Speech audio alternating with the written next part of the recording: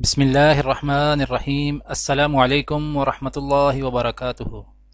آج ہم رسول اکرم صلی اللہ علیہ وآلہ وسلم کا تحفہ اور صدقہ کے متعلق ایک فرمان بیان کریں گے انشاءاللہ۔ اس سے پہلے آپ سب سے گزارش ہے کہ اس ویڈیو کو آگے ضرور شیئر کریں، جزاک اللہ۔ حضرت ابو ہریرہ رضی اللہ تعالی عنہ روایت کرتے ہیں کہ رسول اللہ صلی اللہ علیہ وآلہ وسلم کی خدمت میں جب کوئی کھانے کی چیز لائی جاتی تو آپ صلی اللہ علیہ وآلہ وسلم دریافت فرماتے، یہ تحفہ ہے یا صدقہ؟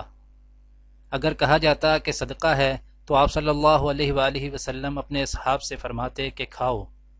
آپ صلی اللہ علیہ وسلم خود نہ کھاتے، اور اگر کہا جاتا کہ تحفہ ہے تو آپ صلی اللہ علیہ وآلہ وسلم خود بھی ہاتھ بڑھاتے اور صحابہ کے ساتھ اسے کھاتے۔